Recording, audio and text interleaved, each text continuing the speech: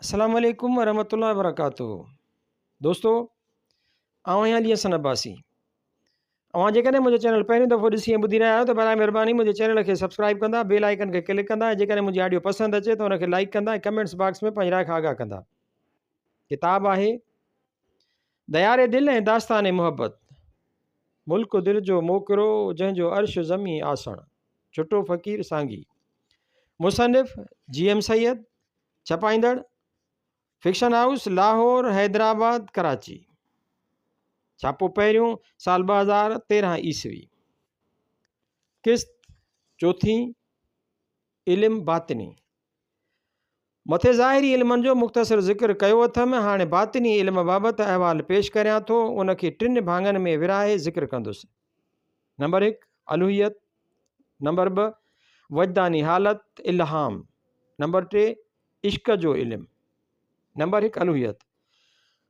क़दीम वक़्त खां वठी दुनिया में उहो अक़ीदो हलियो अचे त के अहिड़ा रूहानी ज़रिया हुआ जन ख़ुदाई ज़ख़ीरा इल्म मां के हिदायतूं ऐं ख़बरूं आणे कनि चूंडियल माण्हुनि खे पहुचायूं थे, जे रसूल या पैगंबर जे नाले सां सॼा विया थे, उन ज़रिए खे वही जे नाले सां सॼो वियो आहे।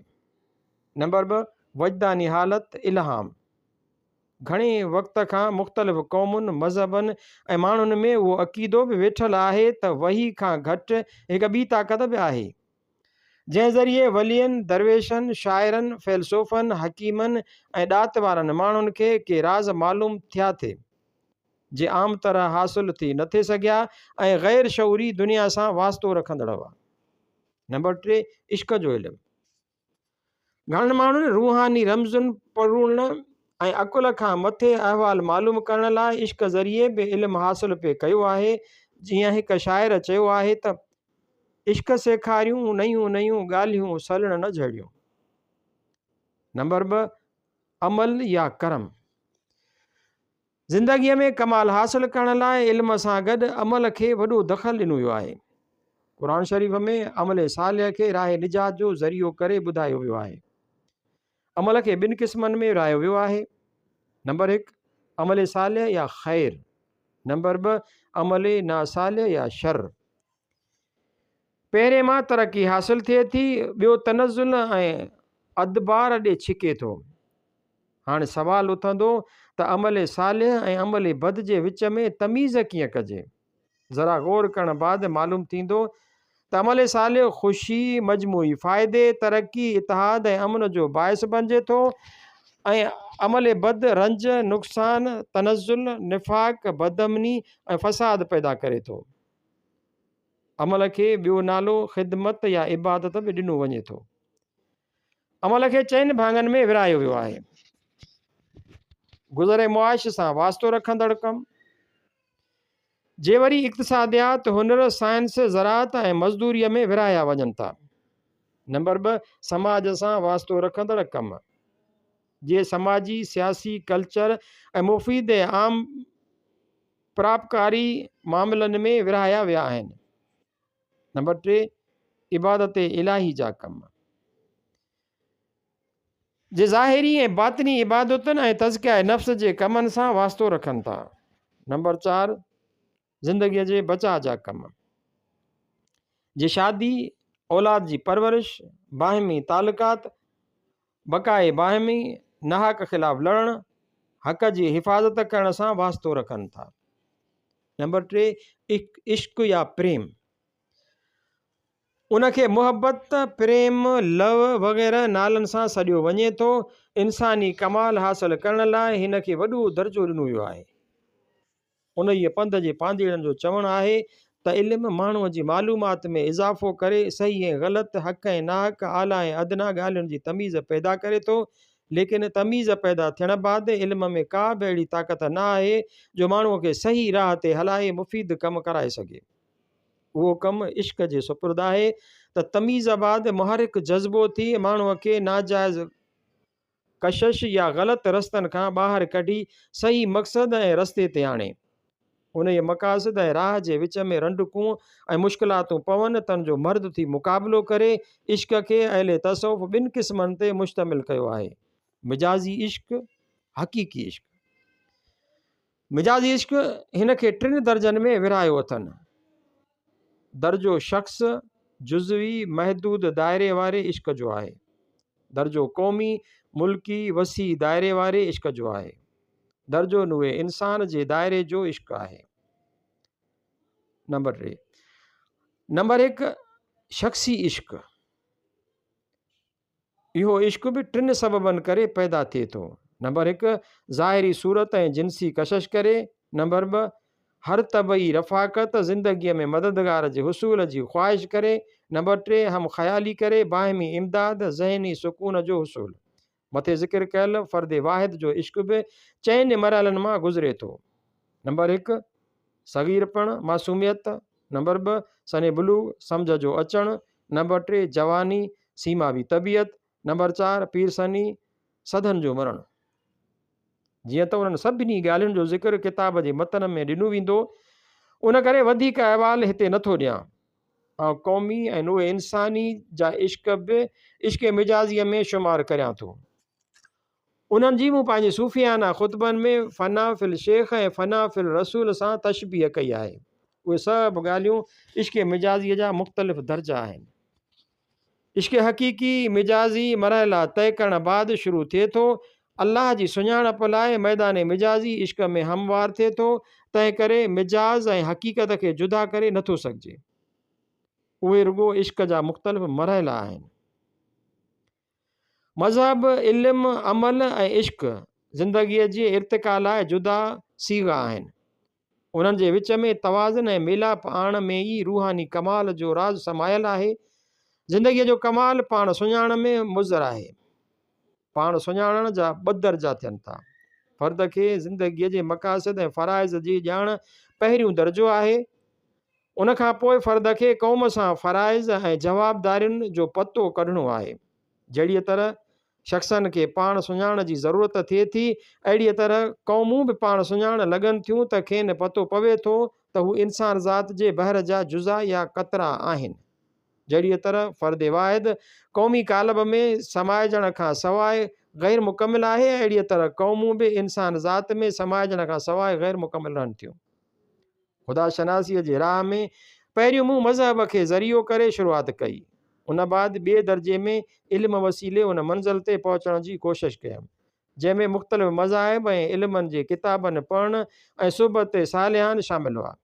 उनखां पोइ ख़िदमत ख़ल्क़ लाइ समाजी ऐं सियासी ज़िंदगीअ में पराबकारीअ जा कम कया, पर ख़ुदा शनासी मुश्किल मसइलो नज़र आयो।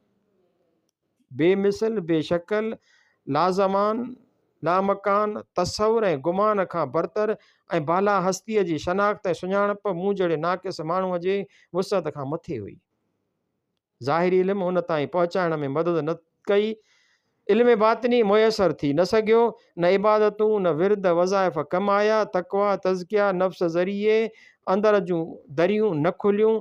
इश्क बाबति किताबनि में पढ़ियो घणो होमि, पर जहिड़ी तरह साइंसी थ्योरीअ जी सिर्फ़ु पढ़ण करे को फ़ाइदो नथो थिए सवाइ लेबार्ट्रीअ में तजुर्बे जे, अहिड़ीअ तरह इश्क जी दर्सगाह में तजुर्बे जी ज़रूरत हुई। पर चयो वियो थिए त इश्क इतफ़ाक़ या हादिसे ज़रिए हासिलु थियो थिए। उन ते ज़ोरबार कोन हो, उहो ॾाते इलाही हो, महिनत ऐं मुशक़त ज़रिए हासिलु थी न थिए सघियो। जहिड़ीअ तरह ख़ुदा जी सुञाणप मुश्किल हुई, अहिड़ीअ तरह संदसि इश्क बि ॾुखियो हो। इश्क न आहे रांदि जा खेॾनि गभरू, जीअ जुसे ऐं जान जी भञे थो हेकांद, सिसी नेज़े पांद उछल त अधु थिए। शाह लतीफ़। उन करे इश्क हक़ीक़ीअ खां शुरूआति करण जे एवज़ हेठियां मिजाज़ खां शुरूआति करणी हुई। नेठि उहा थी। मिजाज़ पहिरीं मूंखे फ़र्द वाहिद ज़रिए ॾेखारो ॾिनो, जंहिंजे तजुर्बे बाद मालूम थियो त उहो पैदा थियण बाद जुदा जुदा मरहलनि मां गुज़रे थो। इब्तिदाई मरहलो सगीरी या मासूमियत जो हो, जंहिंमें बिना तमीज़ जे हिकु कशिश पाण ॾे छिके रही हुई। ॿियो मरहलो सने बलूग या सम्झ जो आयो, जंहिंमें तमीज़ पैदा थी ख़्वाहिश ऐं सदन सां हमकिनार करे पुलसरात वांगुरु ॿिधारी तलवार ते बीहारे छॾियो। टियों मरहलो जवानी या तहरुक जो हो, जंहिंमें तेज़ घोड़े वांगुरु हल हुई। चोथों मरहलो पीरसनीअ जो हो, जंहिंमें सदुन जे घटिजण ऐं शख़्सी मिजाज़ जी बेसबाती ऐं फ़ानी पणीअ जो अहसासु पैदा थियो। पोइ फ़र्द वाहिद जे मिजाज़ बदिलजी ॿी सूरत अख़्तियार करे क़ौमी मिजाज़ जी सूरत में रूनमा थियो। फ़र्द वाहिद जो इश्क़ मूमल जी राणी लाइ रातियूं विहाए ॾींहं करण वांगुरु हो। मुल्की ऐं क़ौमी मुहबत मारूअ जे मारुनि ऐं मलीर लाइ वाझाइण जे मिसल हो। उनखां पोइ इंसान ज़ात जे इश्क़ ऐं मुहबत जो तजुर्बो हासिलु करणो हो। उहा मंज़िल अञा परे आहे। हिकु दर्जो पूरो करे पोइ ॿिए ताईं पहुचणो आहे। आउं अञा फ़र्द जे इश्क़ जो तजुर्बो पूरो करे मुल्की ऐं क़ौमी मुहबत जे दर्जे में दाख़िल थियो आहियां, जिते कई तजुर्बा कया अथमि ऐं शायदि अञा बि करणा पवनि। हिते ही चवणु ज़रूरी आहे त जहिड़ीअ तरह फ़र्द वाहिद जा जिस्म ऐं रूह ज़ाहिर ऐं बातिन ॿ पहलू हुआ, अहिड़ीअ तरह इश्क़ जे हर मरहले में ॿिन्ही पहलुअनि खे दख़ल हो। जीअं जिस्म ऐं रूह अलहदा अलहदा कोन हुआ, उन वांगुरु मिजाज़ ऐं हक़ीक़त जा साॻिए वक़्तु गॾु तजुर्बा थिया थे। सूरत जे पोयां सीरत, उन जे पोयां ख़ाल लिकल हुआ। जॾहिं कतरो कुल्ज़म ऐं हक़ीक़ी मां जुदा थी आलम सफ़ा या माया में सैर करणु शुरू थी करे त उनखे ज़िंदगी सॼो वञे थो। उन जी इब्तिदा कॾहिं थी, उन जी इंतिहा किथे थींदी, उन जो पतो पवणु मुश्किल आहे। कसनदा निस्त के मंज़ले गे माशू के कुजासद ऐन कदरे हस्त के बांगे जर्सी मय आयद। माना कंहिंखे पतो न पियो आहे त माशूक जी आख़िरी मंज़िल किथे आहे, लेकिन एतिरो पतो पवे थो त अज़गैबी आवाज़ पाण ॾे छिके रहियो आहे। बांग जर्स मां उहो पतो पवे थो त कतरे खे नेठि कुल्ज़म में समाइजणो आहे। ख़बर न को ख्वाब न को ओठी आयो, हिते जे हुते अची ॾिनूं कंहिं जवाब, हमीरन हिसाब को ॼाणा कहिड़ो थियो। शाह लतीफ़। उनजो जवाब मिले थो त उतां ओठी आयो, ख़बर इहा खणी, विसार इज्म वर खे पइजुम मुंद मरी, वींदई उतवरी को ॾींहुं आहीं कोट में। ज़िंदगी अरसे दराज खां ज़मीन ते मुख़्तलिफ़ मदारिज तय कंदी आई आहे। जमादी, निबाती, हैवानी तजुर्बा हासिल करे इंसान जी सूरत में नमूदार थी आहे। उन ज़माने में खेसि जिस्मानी, नफ़्सियाती, ज़हनी, इख़लाक़ी इर्तिक़ा लाइ तजुर्बा हासिल करणा आहिनि। पहिरीं शख़्सी सुञाणप ऐं कमाल हासिल करणो अथसि, पोइ जमाती सुञाणप ऐं कमाल लाइ कोशिशि करणी अथसि। ज़िंदगीअ जो आख़िरी मक़सदु ख़ुदा शनासी ऐं जुज़ जो कुल में सम्झाइणु आहे। ज़िंदगीअ जो आख़िरी मक़सदु ख़ुदा शनासीअ ऐं जुज़ जो कुल में समाइजणु आहे, पर शुरूआत हेठां करणी अथसि। उन लाइ मज़हब मासूमियत वारो तजुर्बो आहे। इल्मु तमीज़ या सुञाणप जो कमु ॾिए थो, जंहिंखे सने बलूग़ सॾे सघिजे थो। अमल जवानीअ जो दौरु आहे, जंहिंमें ज़िंदगी संदसि तको दो में मशगूल रहे थी। इश्क़ मिजाज़ हक़ीक़त ॾे नियण ऐं नई ज़िंदगीअ सां रोशनास करण जो मरहलो आहे। जहिड़ीअ तरह अमल खां सवाइ ज़िंदगी बेजान ऐं बेकार आहे, अहिड़ीअ तरह इश्क़ खां सवाइ ज़िंदगी बेमक़सद आहे। वाटूं जुदा जुदा थियनि थियूं, पर मंज़िल मक़सूद कमाल जो हुसूल हो। मिजाज़ हक़ीक़त जो ॾाको आहे। मिजाज़ हक़ीक़त जो ॾाको आहे, जितां चाढ़ी चढ़ी हक़ीक़त खे पहुचणो आहे। मिजाज़ जिस्म आहे, हक़ीक़त जो जोहर आहे। मिजाज़ महदूद आहे, हक़ीक़त गैर महदूद आहे। मिजाज़ सूरत आहे, हक़ीक़त बेशकिल आहे। मिजाज़ बदिलजंदड़ आहे, हक़ीक़त लाज़वाल ऐं दाइमी आहे। मिजाज़ सफ़ात आहे, हक़ीक़त ज़ात आहे। अॻिते उहो मालूम थियो त उहे ॿई ॻाल्हियूं जुदा हुयूं, हिकु शइ जा ॿ पासा हुयूं। फ़लसफ़े वांगुरु मुहबत जो इतलाक़ बि जुदा जुदा ॻाल्हियुनि ते थिए थो। जीअं फ़लसफ़ो मज़हब, सियासत, इक़्तिसादियात, नफ़्सियात ऐं इख़लाक़ जे मसइलनि में ज़हनी रहबरी करे थो, अहिड़ीअ तरह इश्क़ बि मज़हब जे उन्हनि इसरारनि सम्झणु, सियासी मसइलनि में सही रहबरी करे परापकारी जी राह ते हलाइणु, इक़्तिसादियात खे मरकज़ी नुक़्ताए रफ़ा ऐं फ़लाहे आम लाइ कतब आणणु, नफ़्सियात में यकसुई ऐं यकजहती पैदा करणु, इख़लाक़ खे ख़ल्क़ अज़ीम जे दर्जे ते पहुचाइण में मदद करे थो। मूं मज़हब खां मुहरिक जज़्बो हासिलु कयो आहे। इल्म खां अखियूं ऐं रोशनी हासिलु कई, जंहिंमां सही ऐं ग़लति रस्तो ॾिसण जी तमीज़ पैदा थी। अमल ज़िंदगीअ जो अमली सबूत ॾिनो। इश्क़ मूंखे मंज़िल मक़सूद जे राह जी शनाख़्त कराई।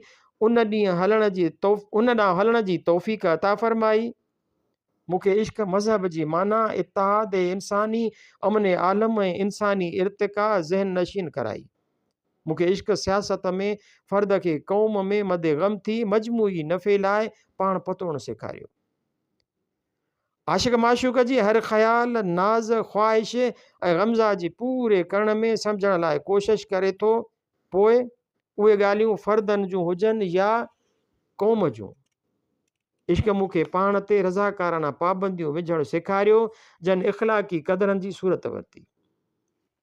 इश्क मूंखे ज़हन नशीन करायो त अहद इल्म कुल आहे, अहमद अमल हो, पाण विच वारो मीम या पर्दो आहे, जंहिंजे ज़रिए कसरत में वहदत ॾिसण में अचे थी।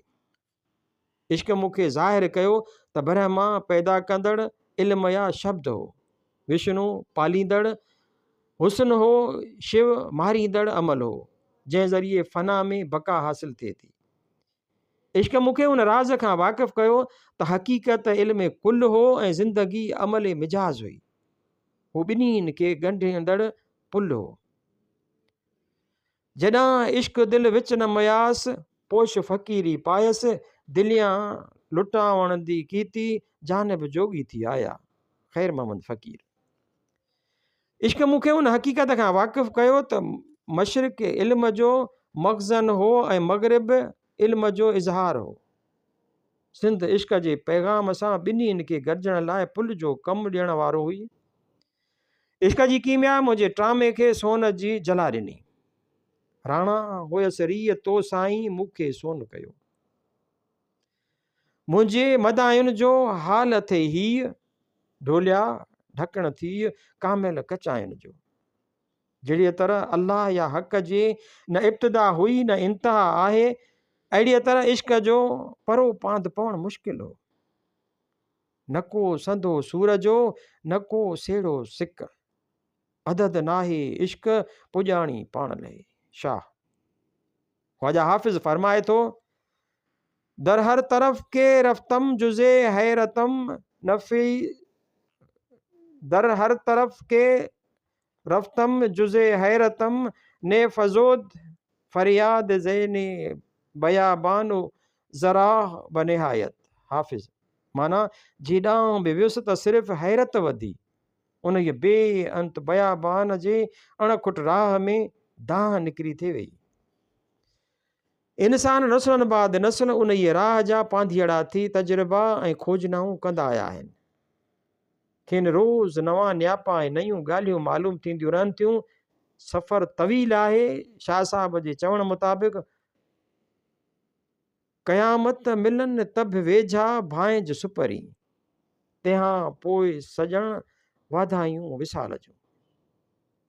ज़िंदगी रूह जो मुहरिक जज़्बा इश्क अमीक समुंड जी समा आहे। उन जे शेवा करण बाद जे मासो माल जो बि परापत थिए थो त पूॼारो पुर थियो वञे।